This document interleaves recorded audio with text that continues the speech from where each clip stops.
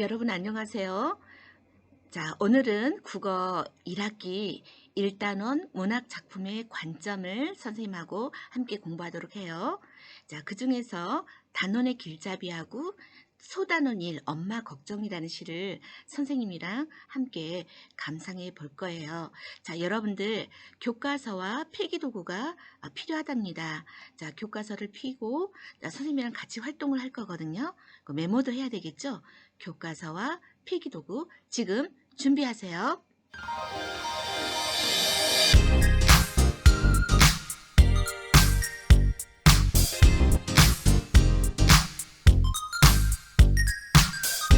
자, 준비했나요?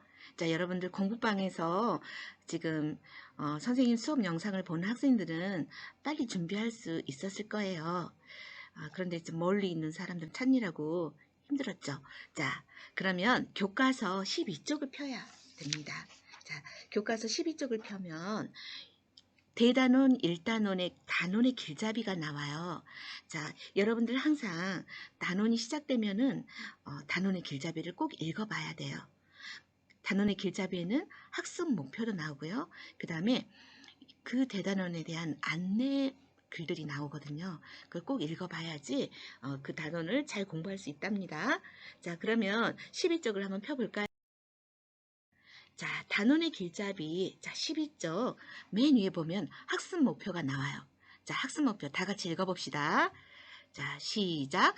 작품에서 보는 이나 말하는 이의 관점을 주목하여 작품을 수용할 수 있다.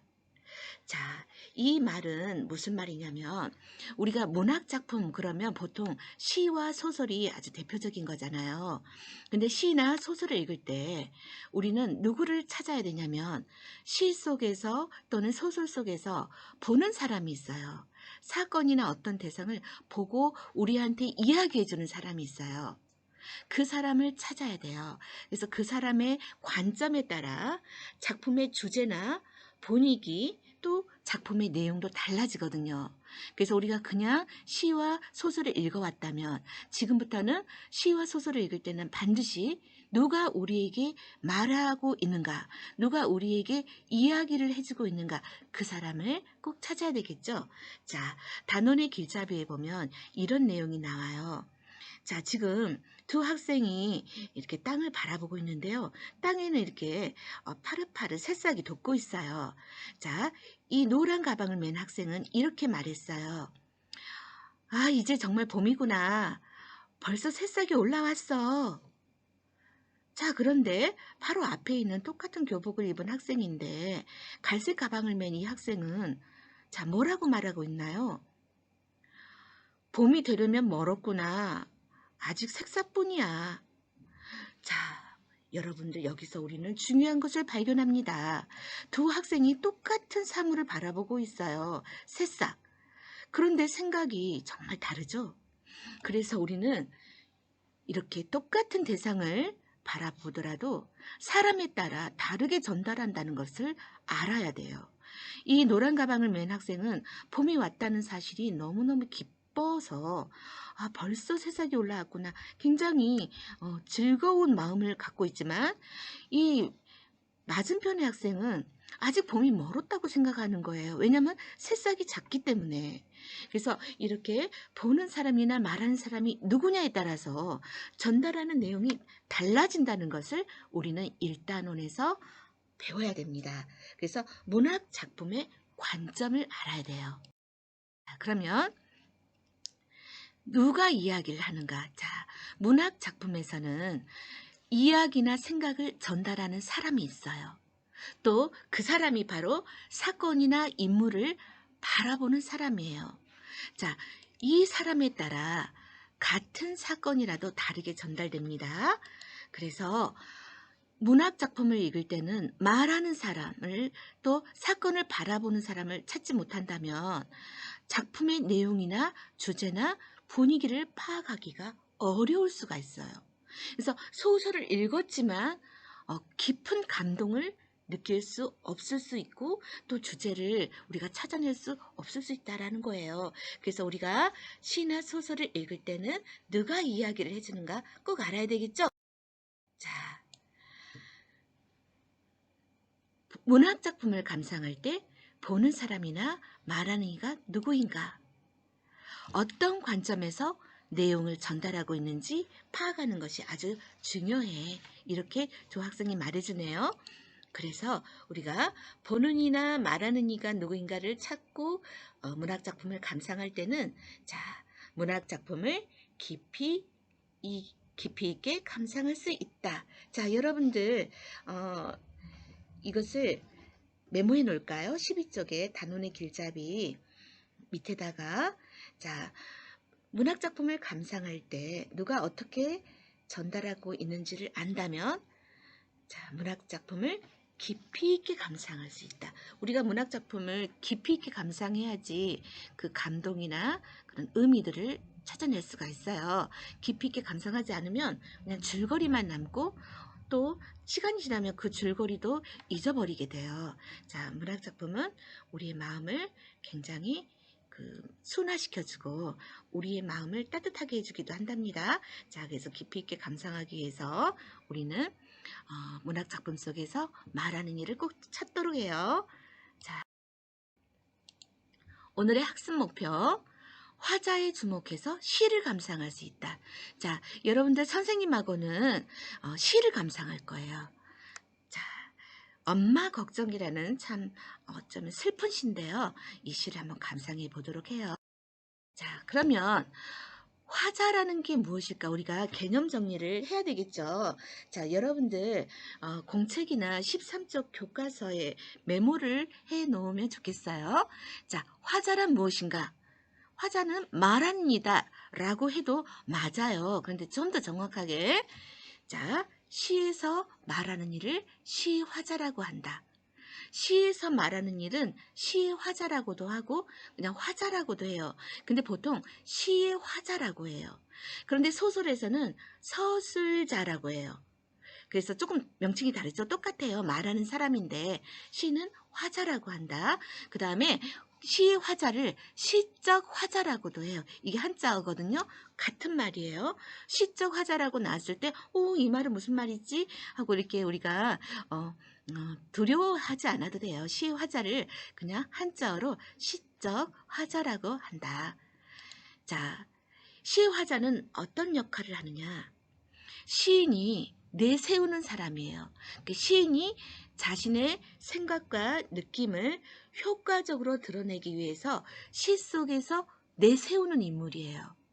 시인이 아닐 수 있어요. 그래서 우리는 시의 화자를 분명히 알아야 돼요. 일종의 대변인이라고 할까요? 시인의 대변인이다 라고 말할 수도 있어요. 비슷한데요. 근데 시인은 자기가 말하고 싶은 생각, 자기가 표현하고 싶은 주제를 더 효과적으로 표현하기 위해서 누군가를 내세워요. 그 사람을 시화자라고 하는데요. 예를 들자면 엄마 걱정이라는 시를 우리가 금방 이제 배울 거예요. 오늘 이 엄마 걱정이라는 시의 화자는 어른이 된 나예요. 내가 말해주는데 그 나는 어른이 된 나예요. 자, 이렇게 화자는 시 속에서 겉으로 드러날 수도 있고 드러나지 않고 숨어일 수도 있는데요. 자, 이 말은 무슨 말이냐면 선생님 쉽게 구분해 줄게요. 화자가 시에서 겉으로 드러나는 경우는 1인칭 대명사 나를 1인칭 대명사라고 하죠. 내가 나 할 때 나나 내라는 1인칭 대명사가 시 속에 있을 때 그때 화자는 겉으로 드러났다라고 우리는 말해요. 그런데 나라는 대명사가 안 나타난 시도 참 많아요. 그런 경우에는 드러나지 않고 숨어 있다. 그래서 숨어 있지만 우리는 찾을 수 있어요. 그래서 여러분들 시화자라는 것은 시적 화자라고도 말하고 시인이 자신의 생각을 더 효과적으로 나타내기 위해서 이렇게 내세운 인물이다. 대신 내세운 인물이다라는 걸 꼭 아셔야 돼요. 그래서 시화자는 시인일 수도 있지만 시인이 아닌 경우도 많이 있어요. 자, 시화자의 역할은 좀 더 자세히 우리가 알아본다면 시적 상황 또는 시적 상황에서 느끼는 정서나 태도를 전달해주는 역할을 한다. 좀 어렵죠? 시적 상황이라는 것은 뭐냐면요. 시의 화자가 처해 있는 처지, 또는 시적인 어떤 대상, 뭐 나무나 진달래나 벚꽃 이런 시적인 대상이 있다면 그 대상이 처해 있는 상황, 처지를 배경 이런 것들을 시적 상황이라고 해요. 시에 나타나 있는 상황이다 이렇게 생각하면 돼요.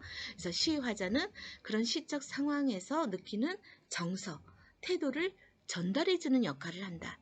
자, 그 다음에 시화자는 시의 주제와 분위기를 효과적으로 전달해줘요. 시인이 그래서 자기 말고 시화자를 대신 내세우는 거예요.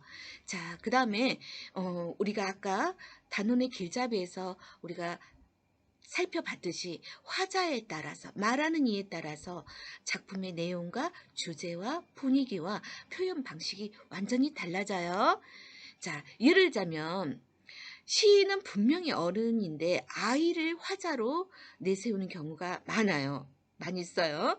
그럴 때는 어떤 효과가 나타나냐면 동심의 세계나 순수함이라는 그런 정서, 순수함이라는 느낌이 훨씬 잘 표현돼요.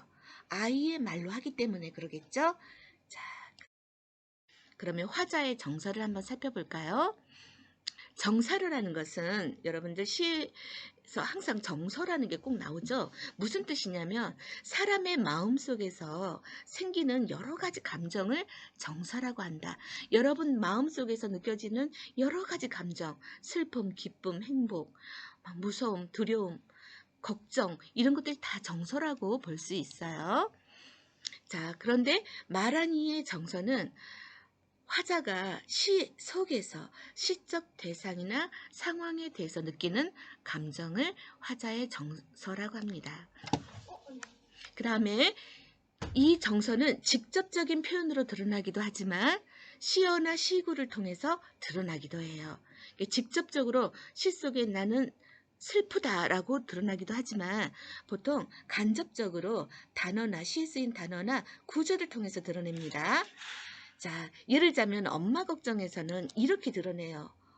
어둡고 무서워. 자, 어둡고 이렇게 표현했을 때는 이렇게 간접적으로 드러낸 거죠. 무섭다라는 것은 직접 표현되어 있는 그런 표현이에요. 무섭다. 직접적인 표현이죠. 그런데 그 아래 보세요. 빈 방에 혼자 엎드려 훌쩍거리던 여기서는 어떤 감정이 간접적으로 나타나나요? 혼자, 훌쩍거리다, 슬프다, 혼자, 외롭다. 그래요. 자, 그래서 이렇게 시어나 시구를 통해서 화자의 감정을 외롭고 슬프다, 무서움 이런 감정을 나타내고 있는 것을 볼 수 있어요. 자, 그러면 아까 설명해줬던 시적 상황 좀 더 자세히 알아볼까요? 시적인 상황이라는 것은 뭐냐면요. 말하는 이가 또는 시적인 대상이 처해 있는 형편이나 처지 분위기를 말해요. 그 다음에 이 시적인 상황은 정서를 유발하는, 시를 읽을 때 이렇게 생기는 이런 여러 가지 감정을 유발하는, 생기게 하는 가장 기본적인 환경 조건이기도 해요. 그리고 작품 전체의 의미를 구성해요. 시적인 상황은 작품 전체의 의미를 구성해 나가죠.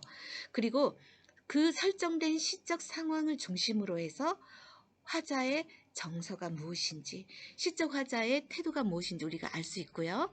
또 작품의 주제도 추측해 볼 수가 있어요.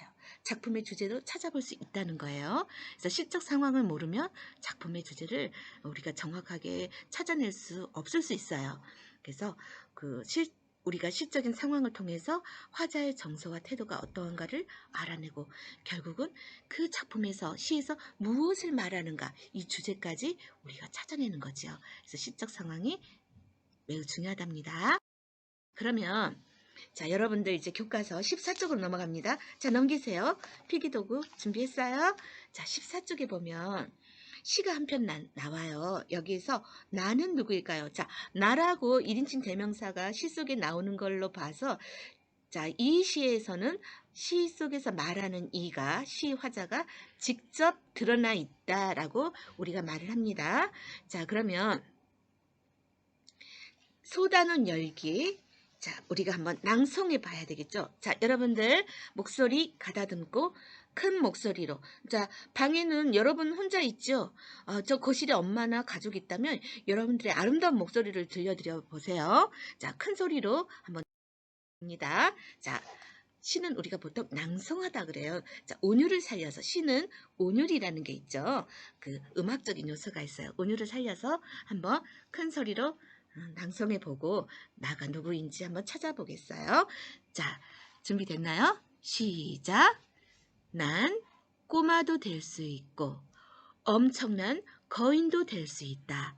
아파트 벽쯤 단숨에 오르고 물 위로 벌렁 놓을 수도 있다. 하지만 난 혼자서는 안 논다. 꼭꼭 누구랑 같이 논다. 누구가 누구냐고? 바로 너지 누구야? 언제나 너를 따라 함께 노는 나. 그럼 난 누구지? 자, 여러분, 내가 누구인지 알겠어요? 알 것 같아요? 자, 그러면, 자, 나는 누구인지 어떤 정보를 이 시에서 찾아낼 수 있는지 한번 찾아볼까요? 자, 이 시는 나에 대한 정보가 좀 있어요. 자, 첫 번째, 꼬마도 될 수 있고 거인도 될 수 있대요. 그 다음에 두 번째 정보는 벽을 단숨에 오르고 또 물 위로 벌렁 누워 있을 수도 있대요. 그리고 언제나 너를 따라다닌다. 우리를 따라다닌대요. 이게 나에 대한 정보거든요. 자, 그럼 뭘까요? 좀 약간 무섭기도 하지만 안 무서워요. 같이 논다고 하죠. 나랑 놀려고 지금 따라다니는 그것은 바로 그림자예요, 여러분. 그래서 문삼석 시인의 그림자라는 시였어요. 그래서 여기서 나는 시의 화자다. 나는 시의 화자인데 정체는 그림자다. 인간이 아니고요. 그래서 자, 시인은 주제를 효과적으로 드러내기 위해서 시의 화자를 대신 내세운다. 그림자가 말하는 이가 돼서 이 시를 노래하고 있는 거예요. 그리고 그림자가 1인칭 대명사 나를 썼죠. 그래서 나라는 1인칭 대명사가 시 속에 나오면 시의 화자가 직접 드러나 있다라고 말해요. 자, 그러면 오늘 엄마 걱정을 읽어보기 전에, 공부하기 전에 여러분들 집에 혼자 있었던 경험을 한번 떠올려 보세요. 여러분들 특히 초등학교 저학년 때 혼자 집에 있었을 때 어떤 감정이었는가 여러분 선생님이 상상해 볼 수 있어요. 굉장히 좀 무서웠을 것 같아요. 그때를 떠올려도 되고 지금을 떠올려도 돼요. 자, 그러면 여러분 15쪽을 펴고 그때 경험을 떠올리면서 솔직하게 한번 써봅시다. 자, 언제 혼자 있었을까요? 언제 있었던 일인가요? 언제 혼자 있었어요? 솔직하게 써보세요. 자, 그 다음에 두 번째, 그때 여러분들은 무엇을 했나요? 집에 혼자 있으면서 무엇을 했나요?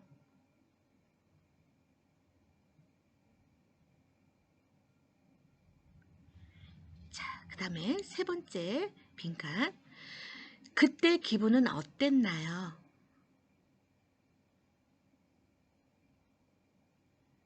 자, 여러분들 집에 혼자 있었던 경험을 이렇게 떠올려서 한번 글로 써봤어요. 자, 그러면 그 경험을 여러분들 배경 지식으로 해서 자, 엄마 걱정이라는 시를 한번 공부해 봅시다. 자, 교과서 이번에 16쪽을 한번 펴보세요. 자, 기형도 시인의 엄마 걱정. 자, 여러분들 폈어요? 자, 그러면 자, 온유를 살려서 자, 시니까 온유를 살려서 엄마 걱정을 함께 낭송해 봅시다.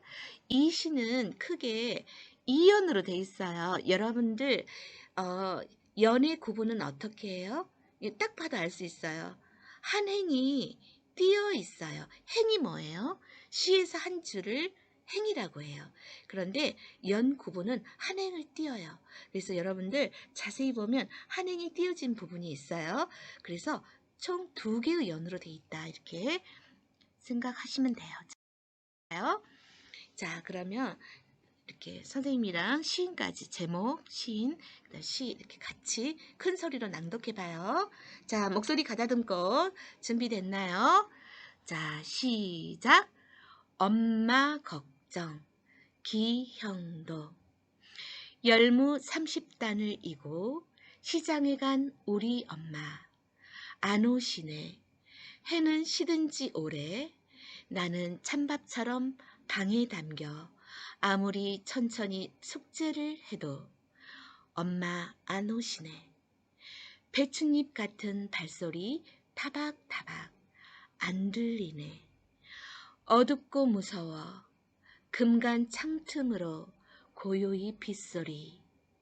빈방에 혼자 엎드려 훌쩍거리던 아주 먼 옛날, 지금도 내 눈시울을 뜨겁게 하는 그 시절, 내 유년의 윗목.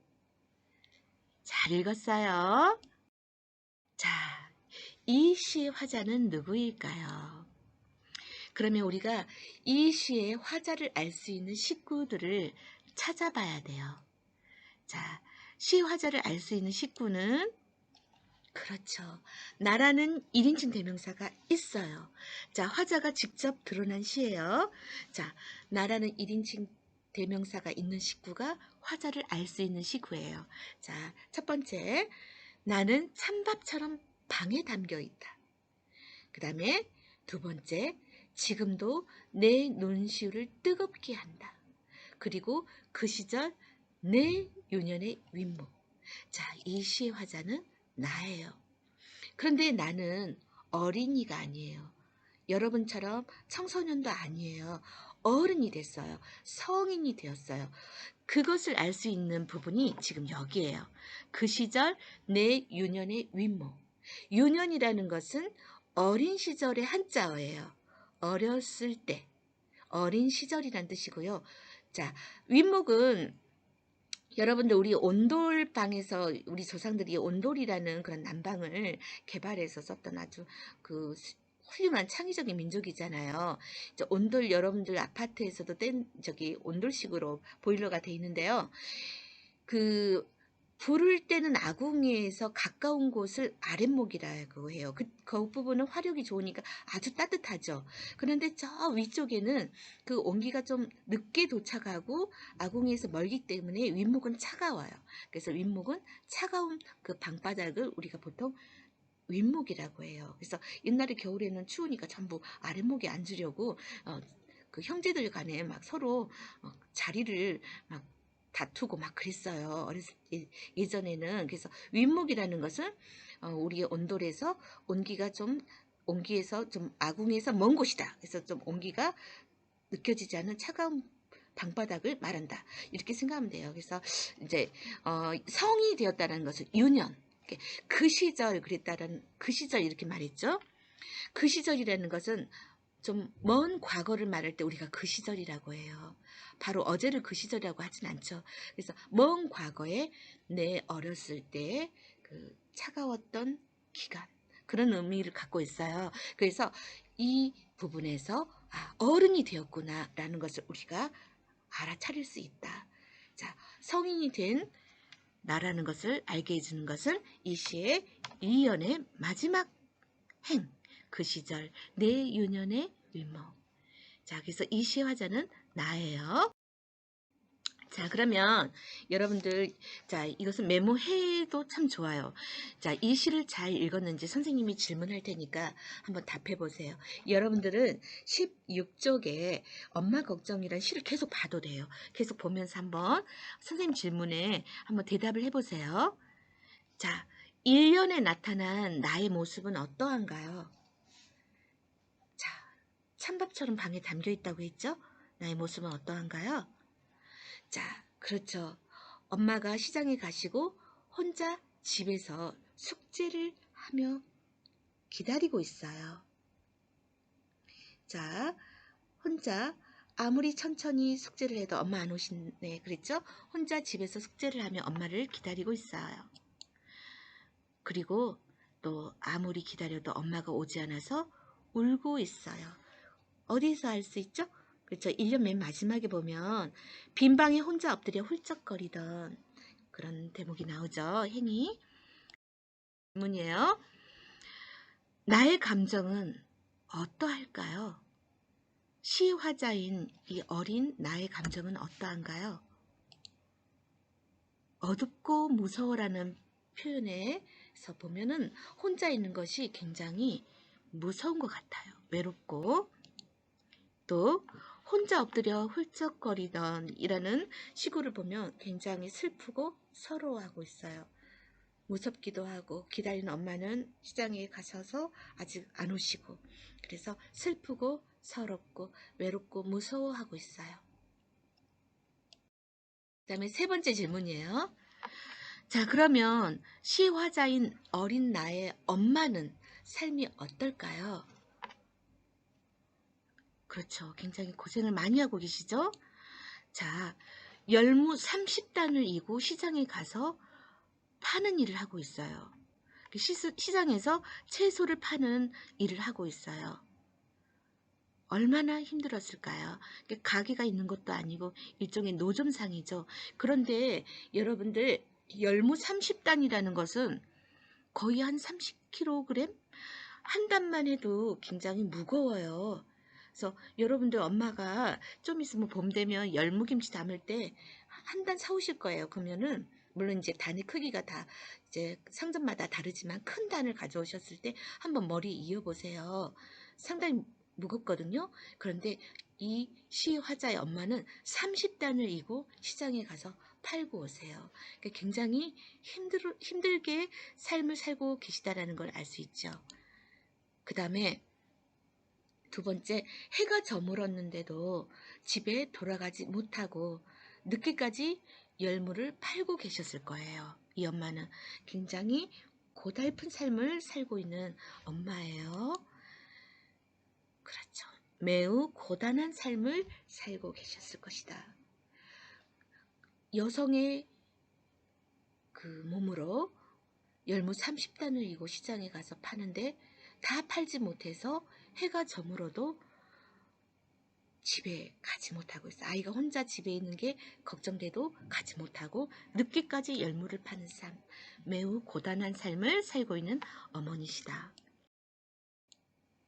그 다음에 질문이에요. 그러면 시장에 간 엄마의 마음은 어땠을까요? 안타까웠을 거예요. 자, 열무를 빨리 팔고 집에 가고 싶었을 거예요. 아이가 혼자 있으니까요.